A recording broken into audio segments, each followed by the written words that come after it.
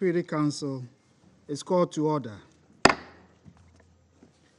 The provisional agenda for this meeting is non-proliferation, Democratic People's Republic of Korea. The agenda is adopted. In accordance with Rule 37 of the Council's Provisional Rules of Procedure, I invite the representatives of Japan and the Republic of Korea to participate in this meeting. It is so decided. In accordance with Rule 39 of the Council's Provisional Rules of Procedure, I invite Mr. Khaled Kiari, Assistant Secretary General for Middle East, Asia, and the Pacific, in the Departments of Political and Peacebuilding Affairs and Peace Operations, to participate in this meeting. It is so decided. The Security Council will now begin its consideration of Item 2 of the agenda.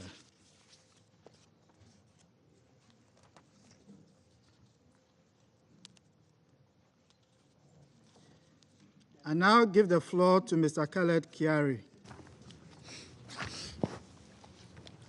Mr. President, according to various government sources, the Democratic People's Republic of Korea launched an unprecedented number of ballistic missiles and other types of systems on 2 and 3 November.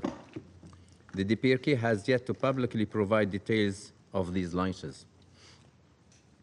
One of the missiles launched on 3 November was assessed to be an intercontinental ballistic missile. It reportedly covered a range of 760 kilometers and reached an apogee of around 1,920 kilometers, indicating that the launch may not have been successful. One of the DPRK ballistic missiles launched on 2 November reportedly impacted in waters in proximity of the territorial sea of the Republic of Korea. Mr. President, the Secretary General strongly condemns the launch of a ballistic missile of reported intercontinental range by the DPRK, as well as the barrage of various missiles over recent days. He calls on the DPRK to immediately cease any further reckless acts and to comply fully with its international obligations and the relevant Security Council resolutions. Mr. President, it is troubling that the DPRK has consistently disregarded any consideration for international flight or maritime safety. While the DPRK National Aviation Administration stated on 8 October that its missile launch did not pose risk to civilian aviation or the region, aircraft operators are required to assess safety of their own flight operations. To meet this obligation, operators rely on coordination amongst air traffic services authorities, as well as the promulgation of timely information on hazards. Mr. President, the Secretary General is deeply concerned about the tension on the Korean Peninsula and the increase in confrontational rhetoric, including the DPRK's messaging related to nuclear weapon use. This is the 9th time the Council has met to discuss the DPRK in 2022. Following our last briefing on 5 October, the DPRK claimed that its 7 earlier missile launch events were all part of, quote, tactical nuclear operation units, end quote. While all concerned seek to avoid an unintended escalation, the spate of missile launches and military exercises contributes to a negative action-reaction cycle. To lower the risk of miscalculation and reduce tensions in the region, it is critical to immediately strengthen communication channels, including inter-Korean and military-to-military. The Secretariat remains in close contact with all parties, including the DPRK. Given the potential risks associated with any military confrontation, in exercise of its primary responsibility, the Security Council needs to do all it can to prevent an escalation. Unity in Security Council is critical. Security Council unity also creates an opportunity to seek off-ramps and sustain a diplomatic engagement. The Secretary General urges the DPRK to immediately return to the negotiation table. He also urged the key parties to resume their diplomatic efforts with a view to achieving sustainable peace and the complete and verifiable denuclearization of the Korean Peninsula. Mr. President, separately, the Secretary General remains concerned over the humanitarian situation in the DPRK. The United Nations system, in coordination with international and humanitarian partners, is ready to send staff and assistance to help the DPRK government address medical and humanitarian needs, including those related to COVID-19 pandemic. To allow for a timely and effective response, we reiterate our call for the unimpeded entry of international staff and humanitarian supplies. Mr. President, let me close by reiterating that the unity of the Security Council in this matter is essential to ease tensions, overcome the diplomatic impasse, and the negative action-reaction cycle. Thank you. I thank Mr. Kyari for his briefing. I now give the floor to those members of the Security Council who wish to make statements. I give the floor to the representative of the United States. Thank you, Mr. President, and thank you, Assistant Secretary General Kyari, for your informative briefing. Over the last week and a half, the DPRK has exacerbated an extremely worrisome trend that we've seen all year. An increased number of launches in flagrant violation of the Security Council resolution, destabilizing and threatening rhetoric, and continued escalation. The United States condemns in the strongest possible terms all 13 recent DPRK ballistic missile launches since October 27th. But the DPRK latest test of an intercontinental ballistic missile, the 7th ICBM this year, is particularly concerning, as is the unprecedented impact of a ballistic missile just about 50 kilometers or 30 miles from the Republic of Korea's shoreline. This is about more than just advancing the DPRK's unlawful military capabilities and undermining the global nonproliferation regime. This is also about the DPRK trying to purposely raise tensions and stoke fear in its neighbors. So let me be clear. These actions are not actions of a responsible state.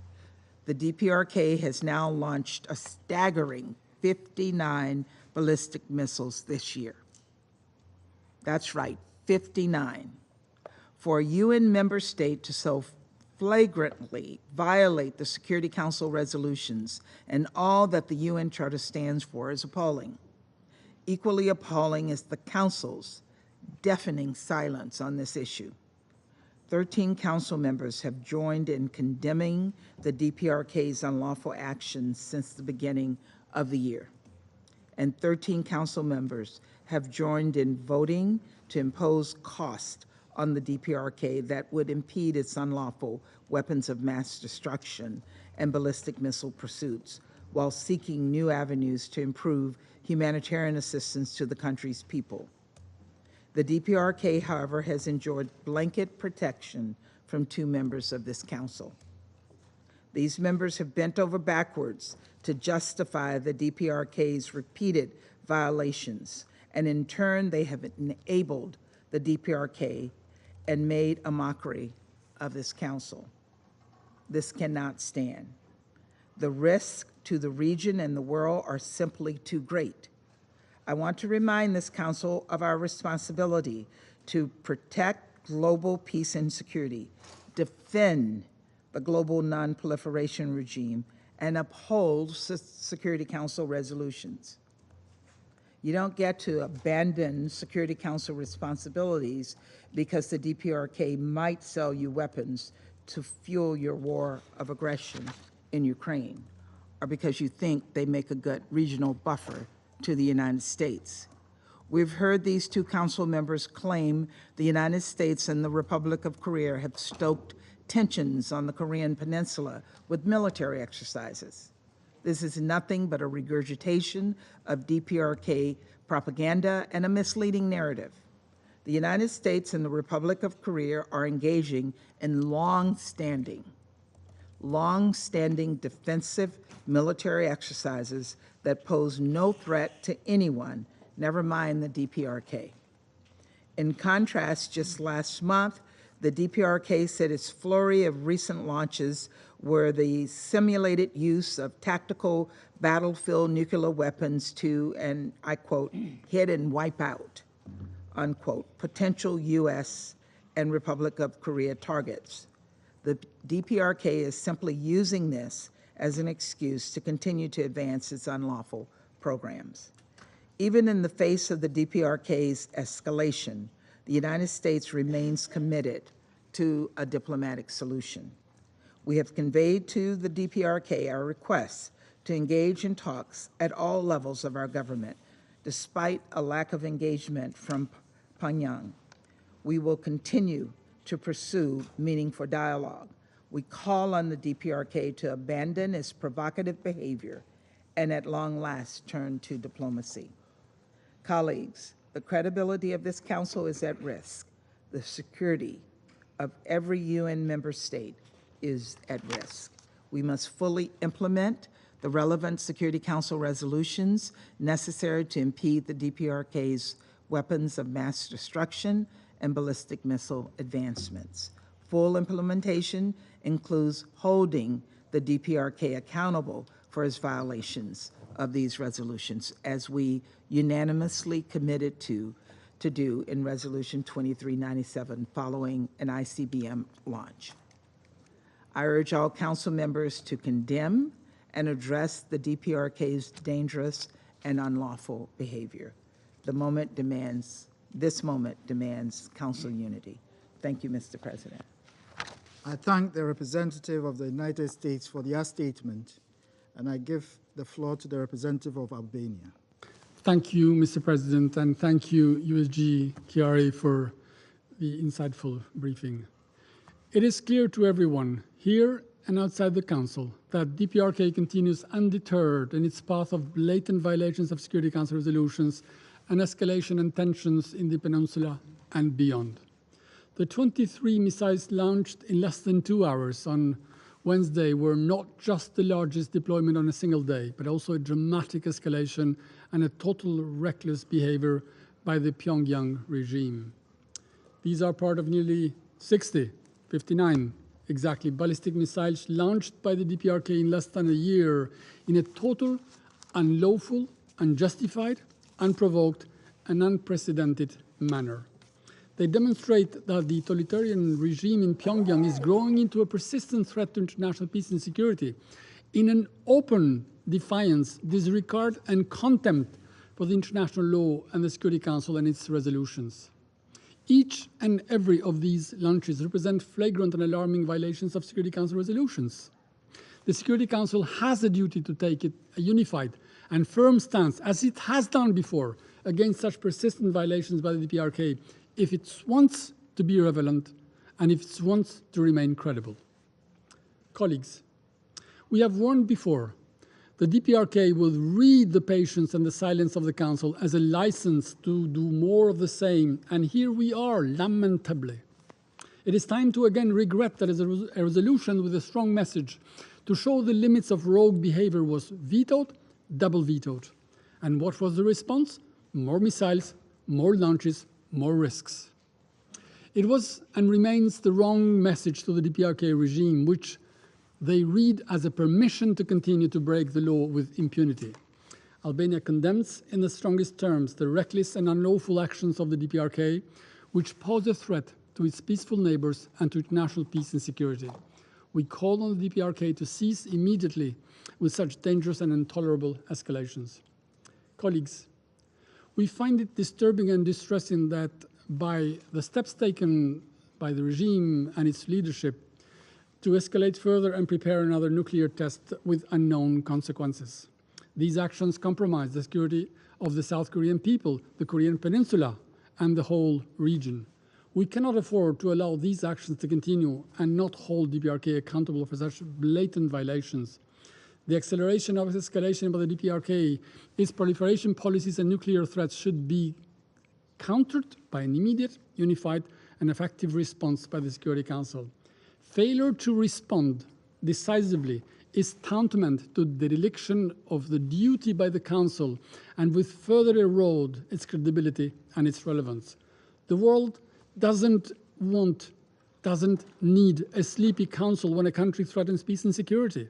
The world doesn't need a muted Council unable to perform its core mandate. Member States and the international public opinion do not want a self-paralyzed Council when it should be active, deliver, take action. It will only serve to embolden the Kim Jong regime to continue with its escalations and threats. This is why it is imperative that the Council sends an unambiguous and strong message to the DPRK that it will never condone or reward its reckless behavior. It cannot be done by hiding. It must be done by standing for international law. The DPRK regime doesn't want to listen to reason. This is why sanctions are part of the necessary means that the international community is left with, the only ones left with, and expects the DPRK to implement them in full. Mr. President, let me conclude by reiterating our call to the DPRK to comply with the Security Council resolutions, stop its reckless provocations, and put an end to the weapons of mass destruction, ballistic missile and nuclear programs in a comprehensive, verifiable, and irreversible manner. The return to the meaningful dialogue and diplomacy is the only way forward, and the Security Council should make that very clear to the DPRK. And I thank you.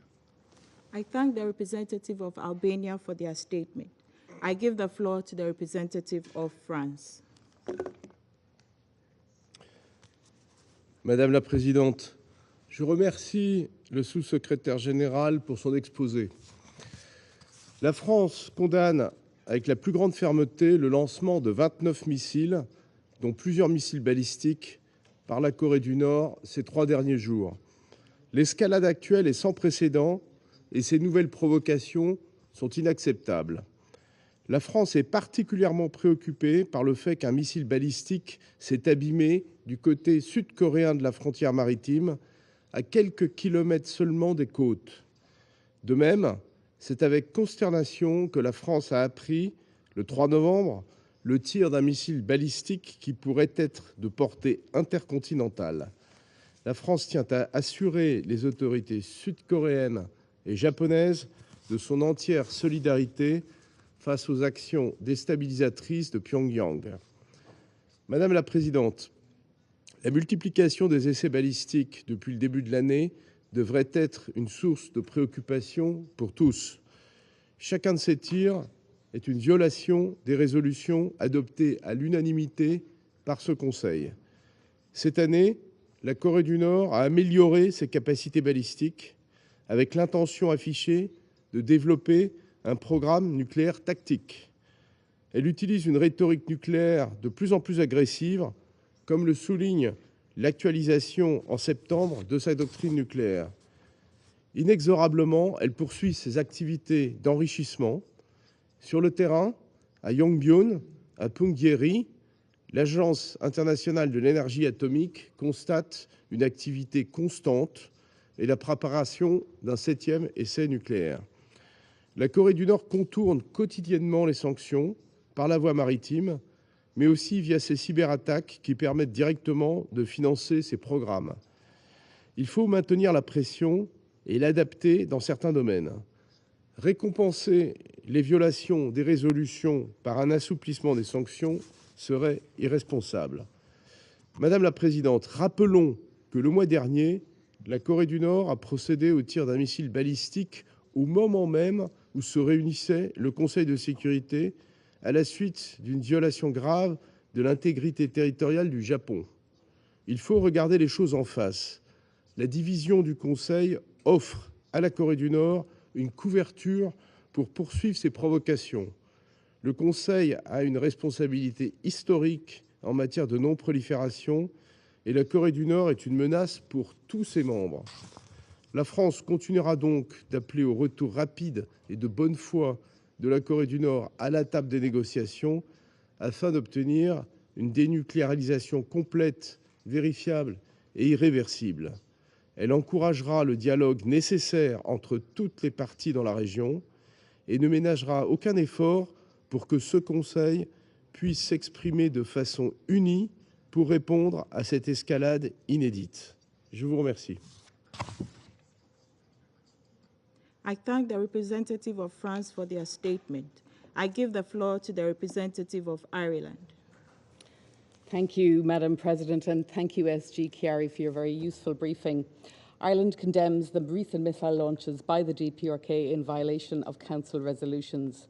The 25 missiles launched over the less than 24 hours, including a 7th ICBM launch this year, demonstrates the dangerous path DPRK is taking, with serious potential risk to maritime and air traffic, its neighbours and the civilian population. These launches show the continuing unprecedented escalation of DPRK's illegal missile activities over the last year. Coupled with its threats to its neighbours, this continues to represent a serious threat to peace and security in the region and beyond. It is deeply worrying that for the first time, such launches have landed within the Republic of Korea's exclusive economic zone. President, rather than taking up genuine efforts of talks by the US and South Korea, the DPRK has sought to raise tensions through these launches. It has sought to advance its illegal missile and nuclear weapons programs with the declared aim of developing tactical nuclear weapons. This represents a serious threat to international peace and security and seeks to undermine the Security Council's authority. DPRK can never and will never be accepted as a nuclear weapons state. We call on the DPRK to immediately end its destabilising actions, to end its ballistic missile program, and to meet its obligations on complete, verifiable and irreversible denuclearisation. We repeat Council's call on the DPRK to return to compliance with the NPT, to meet its safeguard obligations with the IAEA, and to adhere to the Comprehensive Nuclear Test Ban Treaty without delay. Genuine dialogue is the only way to lasting peace, security and stability on the Korean Peninsula. US and South Korean offers are on the table, and it is only the DPRK that continues to reject this path. In the meantime, the DPRK's missile launches underline the need for the full and effective implementation of UN sanctions. We urge the DPRK to engage with the UN regarding the humanitarian situation in the country and to allow the immediate return of UN and other humanitarian actors to assess needs and to ensure that necessary assistance can be provided. The DPRK's choices and actions have created a deeply troubling situation for the people of the DPRK and the region as a whole. We urge the DPRK to join the international community in seeking a peaceful diplomatic solution. Thank you. I thank the representative of Ireland for their statement. I give the floor to the representative of Norway. Thank you, President. First, let me thank ASG Khaled Chiari for his briefing. Norway condemns in the strongest terms the launch of a record number of missiles in the past few days. Among the numerous missiles, one ballistic missile landed in the exclusive economic zone of the Republic of Korea, closer to South Korean soil than ever before. Another, assessed to be an ICBM system, was launched in the direction of Japan. Since the beginning of this year, the DPRK has performed an unprecedented number of ballistic missile tests, increasing in frequency and intensity. We are deeply disturbed by the DPRK's continued development of its nuclear and ballistic missile programs. The recent launches raise tensions, threaten peace and stability in the region and beyond, and make diplomatic efforts more difficult. These launches also endanger civil aviation and maritime traffic in the region. This pattern of behavior is not acceptable. It cannot continue. It is also regrettable that lately this Council has been silent, even as the DPRK continued its destabilization activities and intensify its violation of this Council's resolutions. we reiterate our call for the Council to show unity in responding to DPRK's escalatory behavior. Norway believes that diplomacy is the right and only way forward for sustained peace and stability on the Korean Peninsula. And for this to happen, the DPRK must choose the path of dialogue. President, members of this Council have continued to show that they take the humanitarian situation in the DPRK seriously. Sanctions are an essential part of our effort to slow the development of and to counter North Korea's prohibited weapons programs. The sanction measures are not intended to have adverse humanitarian consequences on the civilian population. They are an essential part of our effort to slow the development and to counter North Korea's prohibited weapons programs.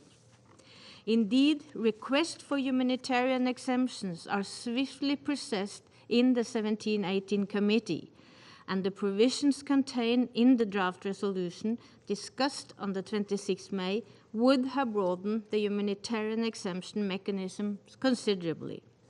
Norway remains worried about the humanitarian situation in the DPRK, and we call on the government of the DPRK to cooperate with the international community and enable humanitarian support to reach North Korean people, including access for the resident coordinator and UN and other international agencies. And we call on all member states to fully implement existing Security Council resolutions on the DPRK. I thank you. I thank the representative of Norway for their statement. I give the floor to the representative of the United Kingdom. Thank you, President, and thank you to ASG Chiari for your briefing.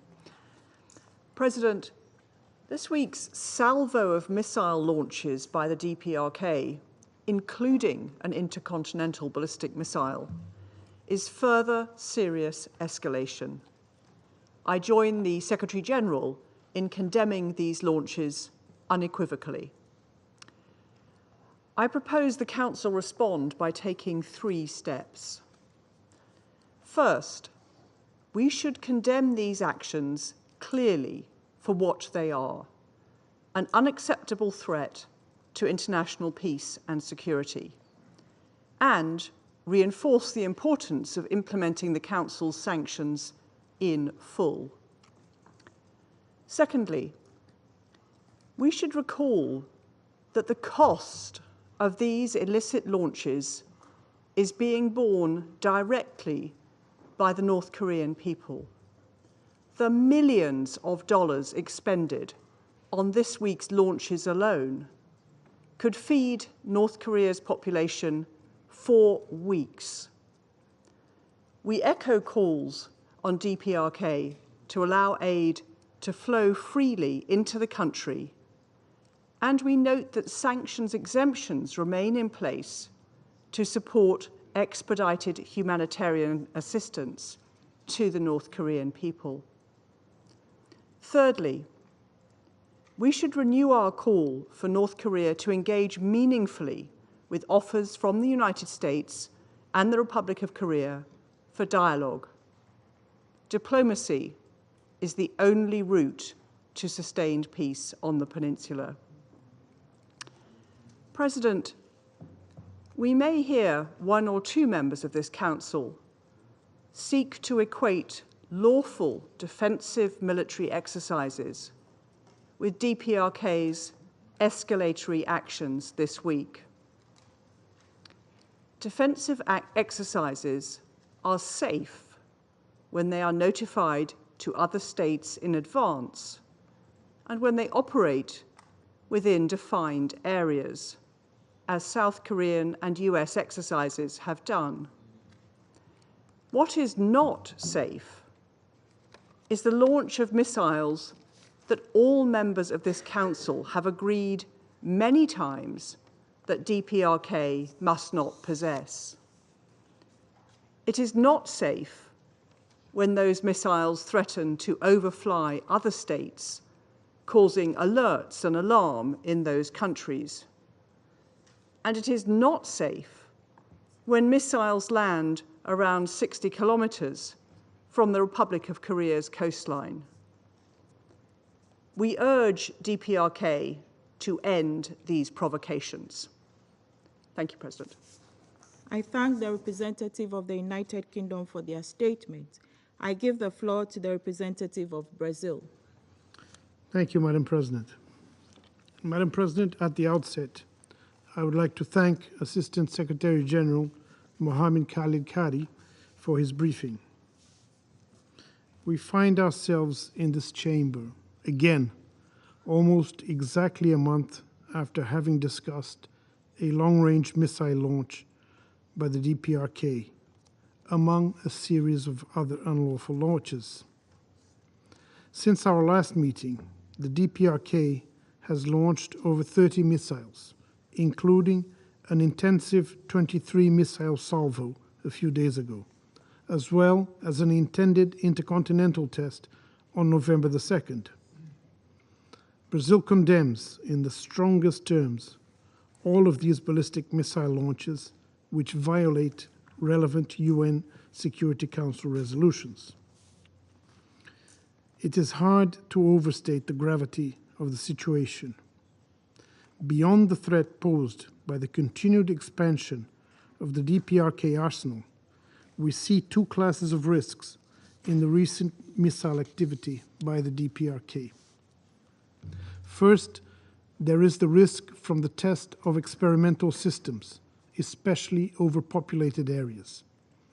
We take note with great concern of reports that the latest ICBM launch may have failed after the separation of the second missile stage. Missile failure during overflight of populated areas presents a grave and unacceptable risk to the civilians in the region, as well as to ships and aircraft. Once again, the DPRK did not issue any notice to airmen prior to the launches. Any missile overflight of Japan is a danger to millions of people living in that country, including our community of 200,000 Brazilians. Further, we see a second class of risk in the repeated and intensive testing of established systems, such as short-range ballistic missiles. Even though these systems may be less prone to failure, the volume of testing and quantity of launches in 2022 scale up to a significant chance of technical or human error. We take note with alarm of reports that a short-range ballistic missile may have landed 57 kilometers from the coastal city of Sokcho in the Republic of Korea. The smallest miscalculation in this launch could have been fatal. Madam President, the situation calls for urgent action. The immediate priority must be to bring down tensions on the peninsula so as to reduce the risk of a fatal accident with unforeseeable consequences. We urge the DPRK not only to comply with all relevant Security Council resolutions, but also to abide by the 2018 Comprehensive Military Agreement with the Republic of Korea, which has acted as an important buffer against military escalation. We further urge restraint by all parties in the region in order to avoid a dangerous spiral of escalation. While Brazil condemns all of the illegal DPRK launches, we believe that responses should be measured and should seek to avoid tit-for-tat military action that could further contribute to elevating risks on the peninsula. Madam President, we understand the concerns of those who say that one should not reward bad behavior by diplomatic outreach.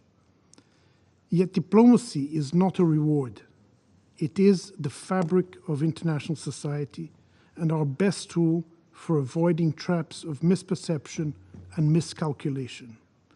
It is the reason why this organization was created and the reason we are in this chamber today.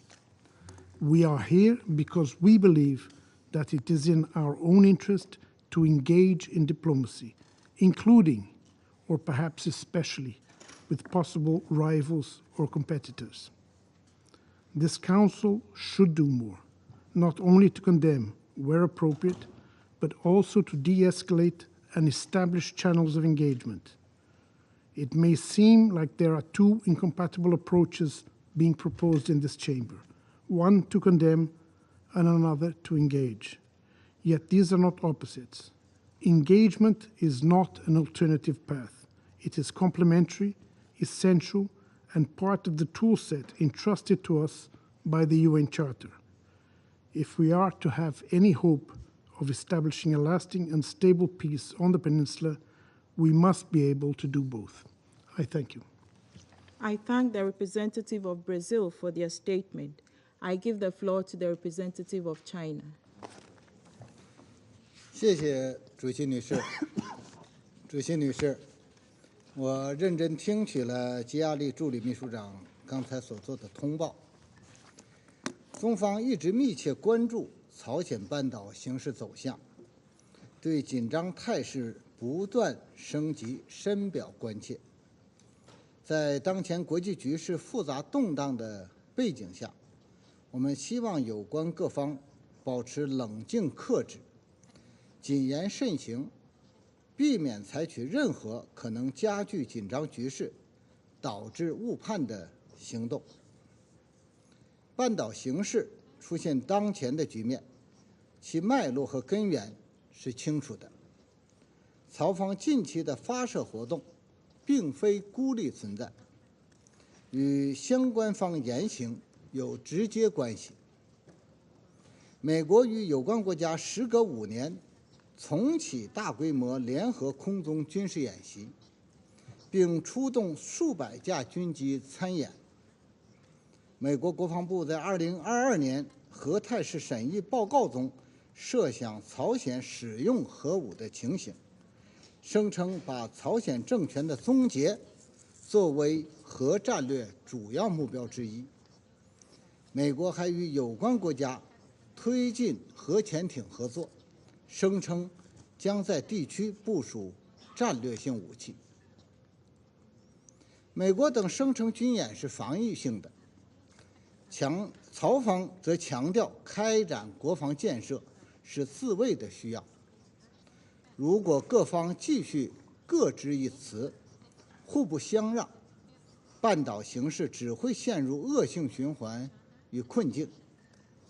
2018年以来，半岛形势的发展表明，只有恢复对话协商，才能推动半岛缓和紧张局势，打破恶性循环，才能推动各方不断积累互信，彻底摆脱困境。我们呼吁美方停止单方面宣言紧张对抗的做法，负起责任，拿出行动，体现诚意，切实回应曹方正当合理关切，为重启有意义的对话创造有利条件。安理会应当在半岛问题上发挥建设性作用，而不应一味强调施压。安理会讨论应有助于半岛维稳防乱，重启对话谈判，解决朝鲜人道民生面临的现实困难，而不是为此制造障碍。当前形势下，安理会尤其应当在缓和对抗氛围、缓解紧张局势、推动政治解决方面做出切实的努力。中国和俄罗斯在安理会共同提出的涉朝决议出发点是缓解朝鲜人道民生形势，为各方增强互信、恢复对话营造氛围，为半岛问题的政治解决注入动力。这一草案仍在桌面上，希望各方给予积极的考虑。作为半岛的近邻，中国高度关注半岛局势，始终坚持维护半岛和平稳定，坚持实现半岛无核化，坚持通过对话协商解决问题。我们再次呼吁有关各方正视半岛形势久陷僵局的症结，按照双轨并进思路和分阶段同步走原则，坚持政治解决的大方向，坚持通过对话协商均衡解决彼此关切，努力相向而行，防止事态轮番升级。中方愿继续为此发挥建设性作用。谢谢你，主席女士。I thank the representative of China for their statement. I give the floor to the representative of Mexico. Gracias, Presidenta. Agradecemos al subsecretario general Chiari por su presentación y damos la bienvenida a las delegaciones de Japón y de la República de Corea a esta sesión. Hace menos de un mes, este Consejo se reunió por una situación similar ante el lanzamiento de un misil balístico de largo alcance. Tomamos nota y con mucha preocupación de la información que confirma que la República Popular Democrática de Corea lanzó un misil balístico que cayó en la zona económica exclusiva de la República de Corea, además del lanzamiento fallido de un misil evaluado como un misil intercontinental y una veintena más de otros misiles de diverso alcance. No se había presentado una situación tan grave como esta por el número de lanzamientos, si bien recordamos que en octubre pasado un misil sobrevoló el territorio japonés. Es muy preocupante que las resoluciones del Consejo de Seguridad estén siendo violadas sistemáticamente sin ninguna consecuencia por parte de este órgano. En tanto, la RPDC continúa fortaleciendo y desarrollando su programa nuclear y balístico, incluyendo una nueva legislación nuclear en detrimento de la arquitectura de desarme y no proliferación. El régimen de sanciones tampoco es respetado y su evasión ha permitido seguir canalizando recursos a dichos programas. Si el Consejo de Seguridad no es capaz de condenar de manera unida los desafíos a su autoridad, creemos que al menos debería pronunciarse en favor de un diálogo diplomático urgente que permita una solución integral y negociada. Consideramos que quizás ahí podemos encontrar la convergencia necesaria, el punto de acuerdo para que la voz unificada del Consejo se pueda escuchar, lo cual es realmente muy necesario en estos momentos. México va a seguir reiterando su llamado a ejercer máxima moderación, a no llevar a cabo acciones que resulten en más violaciones de las resoluciones o en confrontaciones adicionales, y por ello insistimos en ese diálogo con la República Popular Democrática de Corea que conduzca a la desnuclearización completa, verificable e irreversible de la península coreana. Muchas gracias, Presidenta. I thank the representative of Mexico for their statement. I give the floor to the representative of Kenya. Thank you, Madam President. I thank Assistant Secretary General, Mr. Khaled Chiari, for his briefing, and we welcome the participation of the representatives of Japan and Republic of Korea.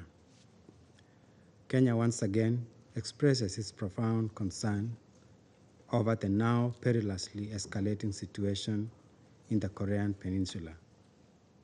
This year alone, the Democratic People's Republic of Korea has launched 59 ballistic missiles, in flagrant violation of multiple Security Council resolutions. In addition, there are disconcerting indications that the DPRK is developing its nuclear weapons capabilities with the prospects of a nuclear test in the coming days. These relentless and provocative actions are, unfortunately, driving the region to an unnecessary arms race that presents a grave threat to international peace and security. Given the obtaining situation, a slight miscalculation could plunge the Korean Peninsula into an unprecedented turmoil, and the resultant global socioeconomic and security repercussions would be catastrophic, particularly for all countries, near and far. Consequently, Kenya reiterates its call for the halting of any further provocative acts in the Korean Peninsula in compliance with relevant Security Council resolutions. We further reiterate that unconditional and genuine dialogue that considers the concerns of all parties in the region is the only viable path out of this fragile situation. In this regard, Kenya urges the international community, particularly states with influence on both sides, to help restart diplomatic negotiations. It is disturbing that the provocations are happening against a backdrop of a deteriorating humanitarian situation in the DPRK. We once again call on the DPRK to prioritize the needs of its people over costly military ventures. Meanwhile, all other concerned parties should consider the humanitarian plight of the DPRK citizens in all their actions and protect them from unnecessary harm. I thank you. I thank the representative of Kenya for their statement. I give the floor to the representative of Gabon. Monsieur le Président, je remercie Monsieur Khaled Kiari pour son exposé et je salue la participation à cette séance des représentants permanents de la Corée du Sud et du Japon. Chers collègues, la situation dans la péninsule coréenne est très préoccupante. La Corée du Nord a encore procédé ce 2 novembre à des lancements de missiles balistiques dont l'un a échoué à proximité des côtes de la Corée du Sud. Le Gabon condamne ces tirs de missiles qui constituent une violation des résolutions pertinentes du Conseil de sécurité et exacerbent les tensions dans l'ensemble de la région. Ce nouveau lancement de missiles, qui s'ajoute à une longue liste depuis le début de l'année, constitue une menace évidente qui suscite de vives réactions, d'autant plus qu'il intervient à un moment où des manœuvres militaires, notamment aériennes, se déroulent dans la région. Cette montée de la tension interpelle la communauté internationale sur l'ampleur de la menace qui pèse sur la sécurité de la péninsule coréenne et qui requiert une réponse urgente et concertée de ce Conseil. Le Gabon est fermement attaché au régime de non-prolifération ainsi qu'à la paix dans la péninsule coréenne. Chers collègues, comme nous l'avons déjà dit, la diplomatie des tirs de missiles et de l'exhibition de la force ne peut être la solution. Elle n'est ni constructive ni viable. Elle alimente la tension et ravive l'inquiétude des populations. Elle est à la remorque de nombreux risques et périls, y compris le risque nucléaire.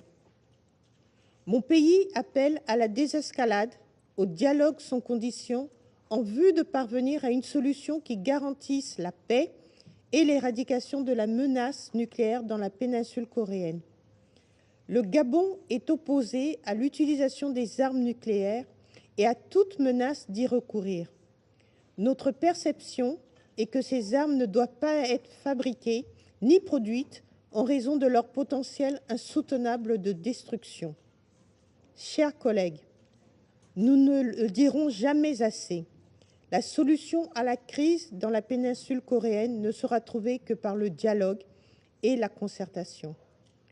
Nous continuons d'appeler les parties à s'engager dans les négociations diplomatiques et à reprendre les discussions sur la base des sillons tracés en 2017 en vue de parvenir à une solution négociée pour la sécurité dans la péninsule coréenne. Je vous remercie. I thank the representative of Gabon for their statement. I give the floor to the representative of the United Arab Emirates. Mr. President, I thank Assistant Secretary General Khiari for his briefing and welcome the participation of Japan and the Republic of Korea in today's meeting. Once again, we meet at a moment of heightened tensions on the Korean Peninsula. Over the past few days, the DPRK has continued its provocative and dangerous behavior by launching a further series of ballistic missiles in violation of multiple Security Council resolutions. The launch of what is assessed to be another intercontinental ballistic missile on 3 November would be the 7th such launch in 2022 alone. We must not look at these latest launches in isolation. The DPRK's reckless and irresponsible behavior has continued undeterred for too long. The Security Council must not treat this situation as business as usual, while the people of Japan, the Republic of Korea, and the region live under the constant threat of imminent danger.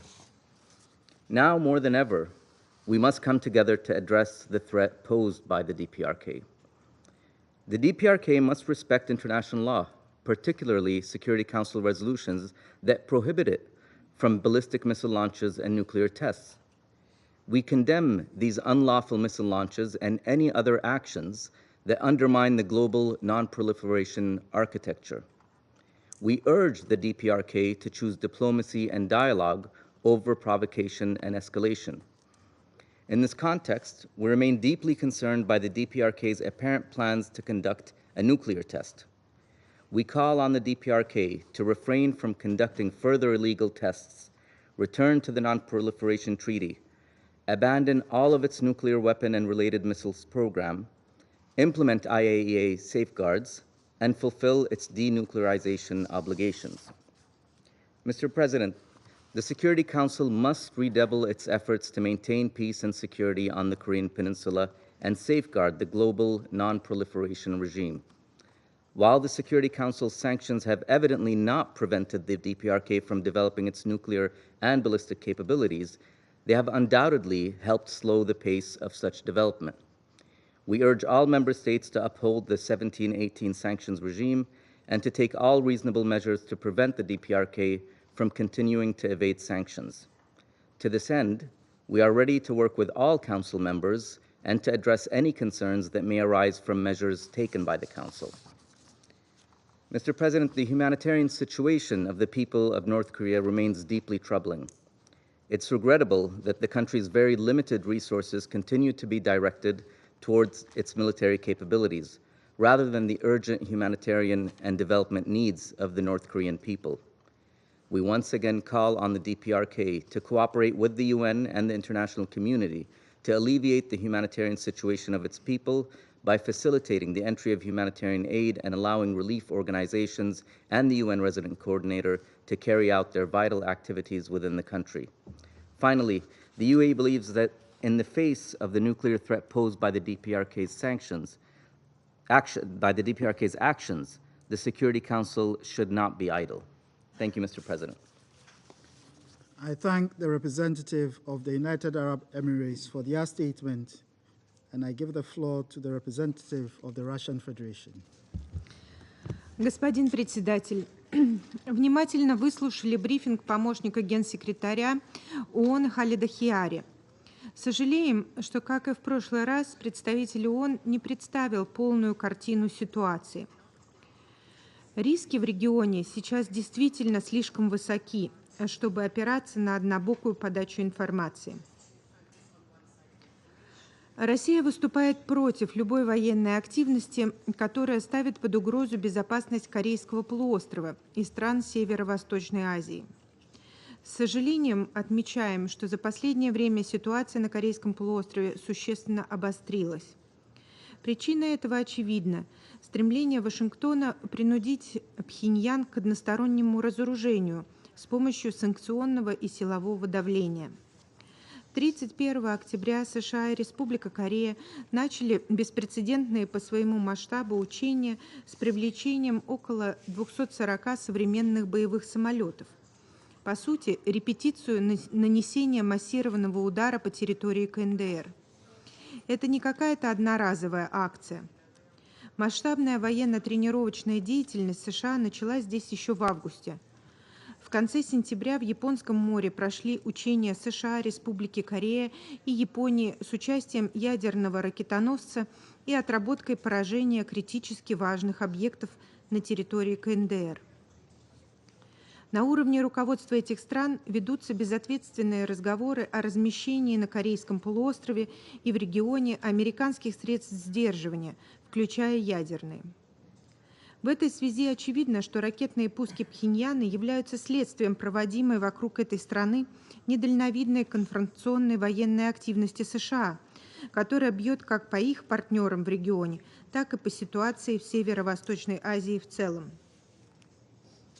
Кроме того, ситуацию на Корейском полуострове нельзя рассматривать в отрыве от сложных процессов, которые сейчас происходят в этой части мира. Не можем не констатировать все более навязчивое продвижение Вашингтоном своей односторонней доктрины безопасности в Азиатско-Тихоокеанском регионе, которая создает лишь новые риски для находящихся в нем стран и пытается разделить их по принципу «кто не с нами, тот против нас». Частью этой деятельности является формирование новых военных блоков, таких как объединение США, Великобритании и Австралии, что вызывает серьезные сомнения в добрых намерениях этих государств, в том числе и со стороны Пхеньяна, и не содействует налаживанию диалога. Господин председатель, глубоко сожалеем, что нашим западным коллегами последовательно игнорировались неоднократные призывы Пхеньяна к США прекратить свою враждебную деятельность, что открыло бы возможности для диалога. Предпринятые Пхеньяном в 2018-2019 годах встречные шаги и позитивные сигналы не были приняты во внимание. Именно из-за позиции США Совет так и не смог найти в себе силы отреагировать на них соответствующим образом и содействовать процессу разрядки. Убеждены, что механизмы ООН и ее Совета Безопасности должны задействоваться для поддержки межкорейского диалога и многосторонних переговоров, а не становиться для них преградой. Только тогда можно будет говорить об эффективном решении накопившихся в регионе проблем, включая ядерную, на основе взаимоприемлемых договоренностей. Дальнейшее же наращивание санкций против КНДР уже выходит за рамки мер по противодействию запрещенным ракетно-ядерным программам и угрожает северокорейским гражданам недопустимыми социально-экономическими и гуманитарными потрясениями. Господин председатель, уже не в первый раз в Совете мы говорим о необходимости превентивной дипломатии, важности поиска политико-дипломатического решения и реальных, выходящих за рамки обещаний, шагов Вашингтона по налаживанию предметного диалога с Пхеньяном. На все это наши западные коллеги пойти, похоже, не готовы. В этой связи не стоит ждать чуда. Наращивание США и их союзниками мер военного характера грозит дальнейшим ростом напряженности на полуострове, что может привести к непредсказуемым и опасным последствиям для всей Северо-Восточной Азии. Какая может быть альтернатива? На наш взгляд, задача сегодняшнего дня заключается в необходимости всех сторон проявлять сдержанность и на практике подтвердить готовность к возобновлению диалога в русле достигнутых ранее договоренностей и взятых обязательств. На столе остается российско-китайский проект «Политика гуманитарной резолюции Совета Безопасности» и другие инициативы наших стран, которые могли бы по-настоящему стимулировать стороны, активизировать переговорные усилия. Я благодарю за внимание. I thank the representative of the Russian Federation for their statement, and I give the floor to the representative of India. Mr. President, allow me to begin by thanking ASG Khalid Kiari for his briefing and to welcome the ambassadors of Japan and the ROK at our meeting today. We have in the past expressed our concern at recent ballistic missile launches by the DPRK, and we have now noted reports of yet another launch of an ICBM by the DPRK on 2nd November. These follow launches last month, following which the Security Council had met. These launches constitute a violation of the resolutions of the Security Council relating to the DPRK. They affect the peace and security of the region and beyond. India calls for full implementation of relevant UN Security Council resolutions relating to the DPRK. At the same time, we would like to reiterate the importance of addressing the proliferation of nuclear and missile technologies related to DPRK in our region. Proliferation of nuclear and missile technologies is a matter of concern, and they have an adverse impact on peace and security in the region, including in India. We also reiterate our continued support for denuclearization towards peace and security in the Korean Peninsula. Mr. President, ensuring peace and security in the Korean Peninsula is our collective interest. Going forward, we will continue to support dialogue and diplomacy as the means to resolve the issues in the Korean Peninsula. Thank you. I thank the representative of India for their statement. I shall now make a statement in my capacity as the representative of Ghana. I thank ASG Khaled Kiari for the briefing and welcome the representatives of Japan and the Republic of Korea. This week alone, the DPRK has launched over 20 missiles, and since the beginning of the year, more than 50. These missile launches, which are unprecedented in scale, frequency, diversity, and in some cases trajectory, are in clear breach of several Security Council resolutions. The report that one of the missiles launched this week was an ICBM, coupled with the fact that a missile landed very close to South Korean territorial waters, marks a new and dangerous phase of escalation of tensions with adverse consequences on the peace and security of the Korean Peninsula, the region, and the world. Ghana is gravely concerned about the current launches and others before it, and firmly deplores them. Present trend holding, we are just one misunderstanding, one miscalculation away from open confrontation on the peninsula. Surely the Council can no longer turn a blind eye to the possibility of open confrontation on the Korean Peninsula. The world is already fragile, and we must ensure that we avert any such possibility. We stand at a critical juncture. During the Council's last meeting on this situation last month, many members expressed concern that urgent action was needed to de-escalate tensions on the peninsula and the wider region. Though the Council could not agree on an acceptable path forward, our future action should not be divergent. Inaction is not an option. A united and purposeful Security Council is therefore needed. As a Council, we must call on the DPRK to take concrete, immediate, and urgent steps to refrain from further missile tests and call on all parties to de-escalate the tensions in the region. We must also reiterate our call on the DPRK to adhere to the relevant Security Council resolutions and resume constructive and credible dialogue with the relevant parties in a manner that recognizes the regional and global security concerns. We hope that this Council and other relevant parties would be able to act in a swift manner to disperse the gathering clouds of open confrontation on the Korean Peninsula and usher in a climate that preserves the peace, while at the same time ensuring that humanitarian needs of the people of the DPRK are addressed. I thank you. I resume my function as the President of the Council. Any further requests from the members? Okay. I now give the floor to the representative of the Republic of Korea. Thank you, Mr. President. Let me begin by thanking you for convening this urgent meeting of the Security Council. I also thank Assistant Secretary General Kiari for his briefing. Mr. President, at the last public meeting of the Security Council held just a month ago, almost every member of the Council urged the DPRK to cease its ongoing provocative actions and to fully abide by the relevant Security Council resolutions. However, the DPRK has chosen to completely disregard its obligations and continue its unlawful provocations. The Republic of Korea condemns, in the strongest terms, the DPRK's record number of missile launches over the last couple of days. The DPRK fired more than 7 ballistic missiles and more than 10 other missiles, as well as over 100 rounds of artillery during half a day alone on November 2nd. Among them, there was one extraordinary ballistic missile that flew over the de facto inter-Korean maritime border, the so-called NLL, Northern Limit Line, for the first time since the division on the Korean Peninsula. And that missile fell into the sea just 57 kilometers away from the Korean busy city of Sokcho. This was a particularly reckless, dangerous, and ill-advised behavior. And then Pyongyang launched an ICBM on November 3rd.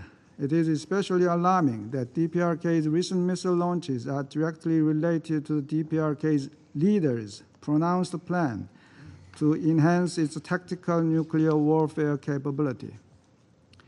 This series of North Korea's provocative acts flagrantly violate multiple Security Council resolutions and not only pose a significant threat to the Korean Peninsula and beyond, but also a serious challenge to the global non-proliferation regime. It is especially deplorable that the DPRK is repeating its serious provocations in complete disregard of the ROK's national mourning period. Mr. President, witnessing how the DPRK squanders their scarce resources by blowing up 59 ballistic missiles in the sky just this year alone, I cannot help asking one question. What are all these launches for, at the expense of the well-being and the livelihood of its own people?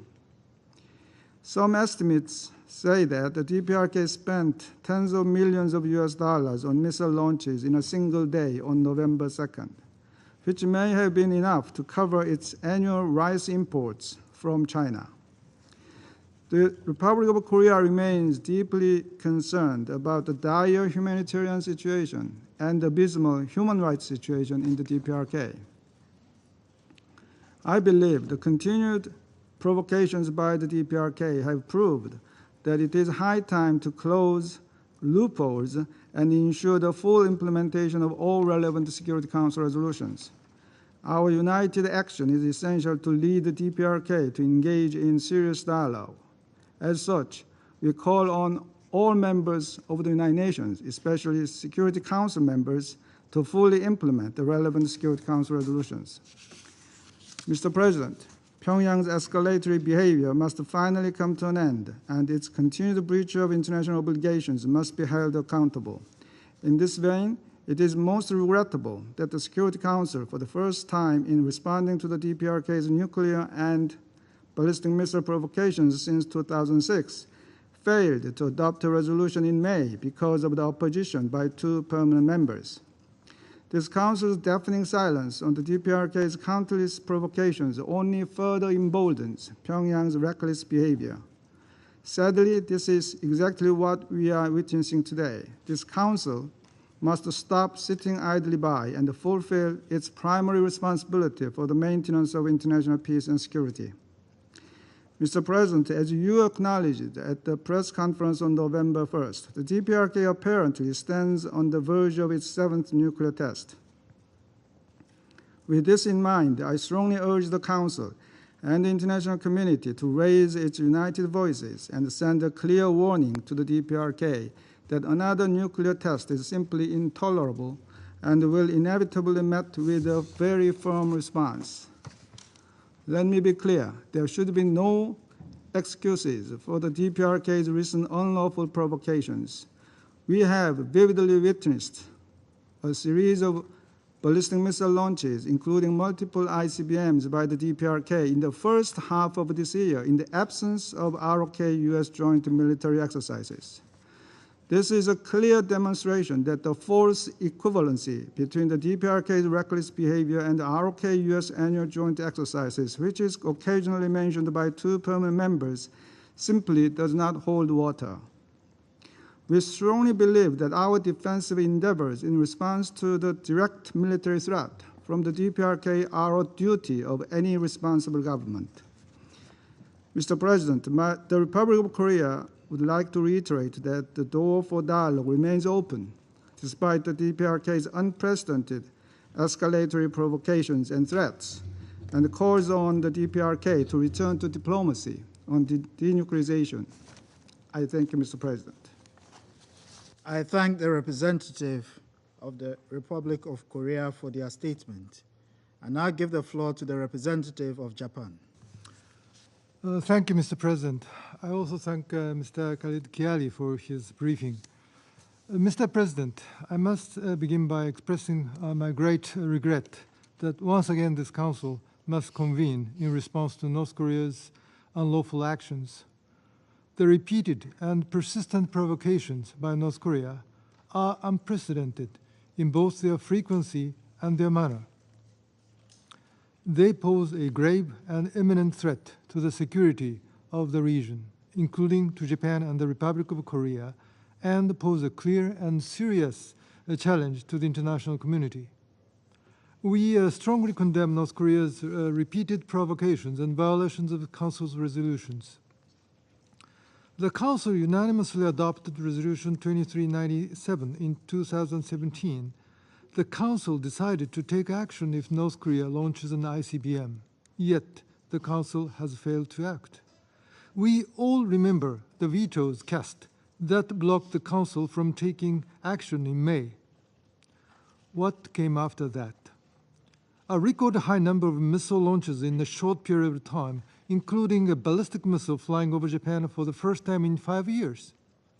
In response to these actions, the Council met on October the 5th, but it could not even issue a press statement, failing again to send a clear message.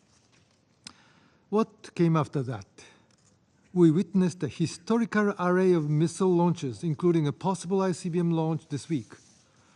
One of the ballistic missiles launched on November the 2nd crossed the NLL, Northern Limit Line, and landed near the ROK's territorial waters, which had never happened before.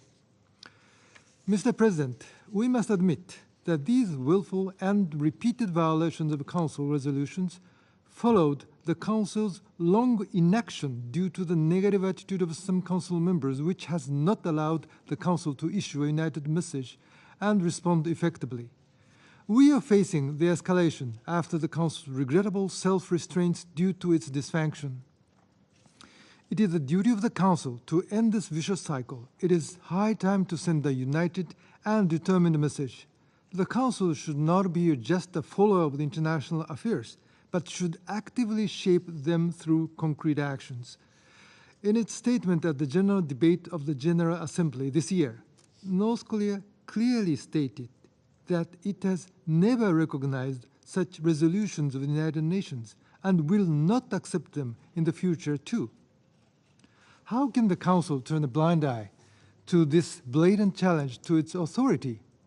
The Council's own resolutions, which were unanimously adopted, are being disparaged.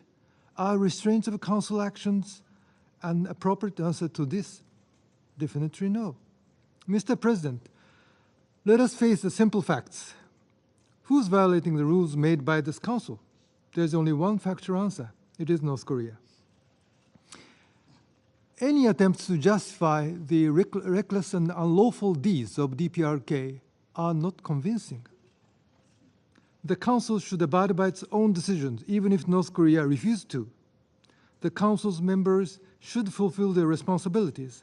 Let us make crystal clear the determination of the Council that demands North Korea not to conduct any further launches, nuclear tests, or any other provocation, and to abide by all relevant resolutions. We should not let the credibility of the Council to be eroded by inactions. Thank you very much. I thank the representative of Japan for their statement. There are no more names inscribed on the list of speakers. The meeting is adjourned.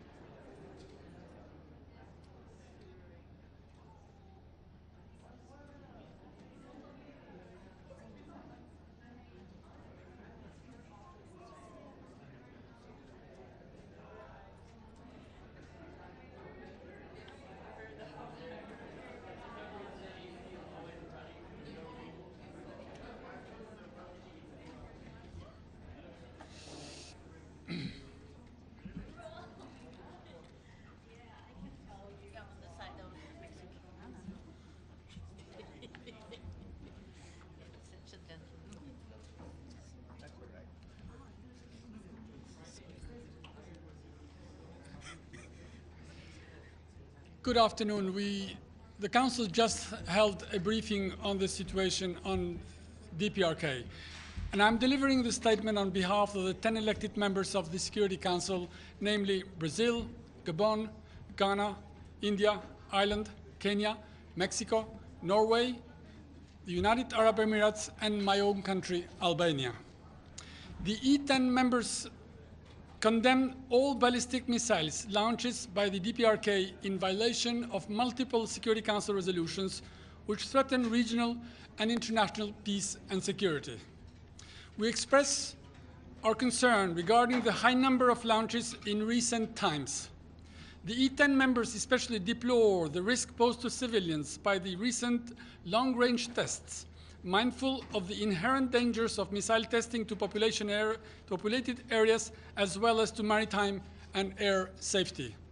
The E10 members call on the DPRK to fully respect and comply with its obligations under the Security Council resolutions and refrain from further ballistic missile launches.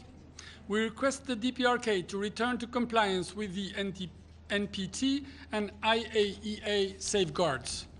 The E10 members are deeply concerned by the DPRK's continued development of its nuclear and ballistic programs and calls on the DPRK to hold such activities. The E10 members reiterate their commitment to diplomacy and dialogue and urge all actors to work towards the resumption of constructive and credible dialogue.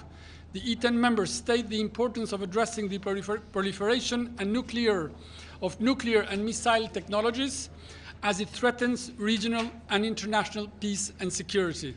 The E10 members believe that the Security Council should speak with a unified voice on this matter. Thank you.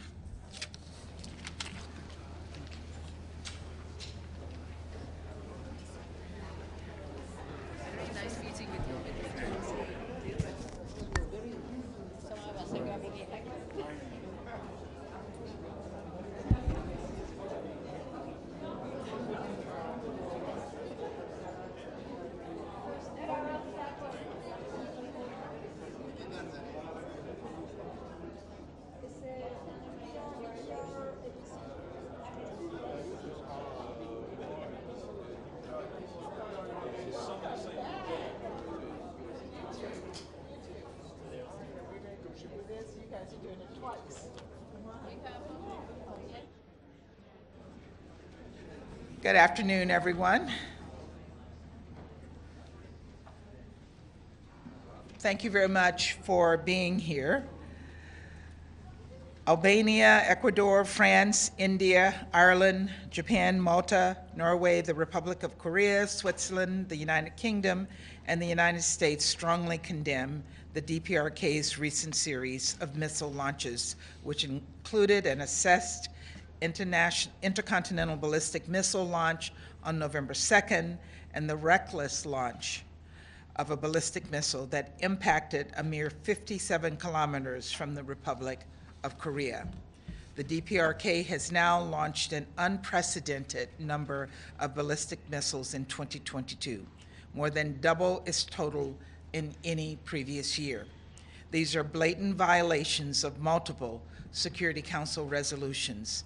The DPRK launches pose a threat to not only the region, but to the international peace and security of the entire international community. We remain committed to diplomacy and continue to call on the DPRK to return to dialogue. We stand here together, however, in solidarity against the DPRK's efforts to undermine the global non-proliferation regime and threaten the international community. We stress the importance of addressing the proliferation of nuclear and missile technologies related to DPRK in the region and beyond. And we continue to call on the DPRK to abandon its unlawful weapons program in a complete, verifiable, and irreversible manner. We call on all UN member states to join us in condemning this destabilizing behavior and urging the DPRK to abandon its unlawful weapons programs and engage in diplomacy toward denuclearization. We also call on member states to fully implement the relevant Security Council resolutions. Let us reaffirm that full implementation of the 1718 committee mandate is necessary to effectively impede the DPRK's unlawful weapons of mass destruction and ballistic missile advancements. This latest ICBM test is also a test of this Council's resolve. Council unity is crucial in the face of this advancing threat. Thank you very much. Ambassador, what other options do you have if you can't get security?